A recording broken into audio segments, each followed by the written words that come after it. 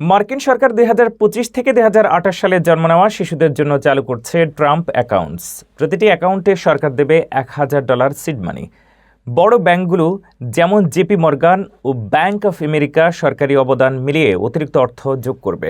অ্যাকাউন্টে বিনিয়োগ হবে কর সুবিধাপ্রাপ্ত ইন্ডেক্স ফান্ডে, যা দীর্ঘমেয়াদী সঞ্চয় বাড়াবে। মার্কিন প্রেসিডেন্ট ডোনাল্ড ট্রাম্প প্রশাসনের নতুন উদ্যোগ ট্রাম্প অ্যাকাউন্টস তরুণ প্রজন্মের সঞ্চয় বাড়াতে কতটা কার্যকর হবে তা নিয়ে শুরু হয়েছে আলোচনা। এই কর্মসূচির আওতায় ২০২৫ থেকে ২০২৮ সালের মধ্যে জন্ম নেওয়া মার্কিন শিশুদের জন্য সরকার বিশেষ কর সুবিধাপ্রাপ্ত বিনিয়োগ হিসাব খুলে দেবে। প্রতিটি অ্যাকাউন্টে শুরুতেই সরকার দেবে $১,০০০ সিড মানি। মার্কিন ট্রেজারি বিভাগ জানায়, আগামী জুলাই মাসে আনুষ্ঠানিকভাবে এই কর্মসূচি চালু হবে। বৈধ সোশ্যাল সিকিউরিটির নম্বর থাকা শিশুদের নামে খোলা এসব অ্যাকাউন্টে অর্থ বিনিয়োগ করা হবে স্বল্প ব্যয়ের ইন্ডেক্স ফান্ডে, যা সময়ের সঙ্গে কর ছাড়ের সুবিধায় বাড়বে। অর্থ উত্তোলনের সময় আয়কর দিতে হবে।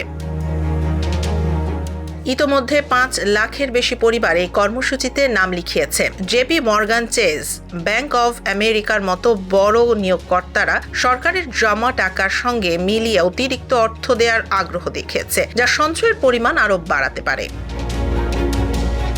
বিশেষজ্ঞরা বলছেন, এই উদ্যোগ তরুণদের দীর্ঘমেয়াদী বিনিয়োগে আগ্রহী করতে সহায়ক হতে পারে। তবে এর সাফল্য অনেকটাই নির্ভর করবে আর্থিক সাক্ষরতা ও নিয়মিত সঞ্চয়ের অভ্যাসের ওপর। সঠিক দিক নির্দেশনা না থাকলে কেবল অ্যাকাউন্ট থাকাই কাঙ্ক্ষিত ফল নাও দিতে পারে।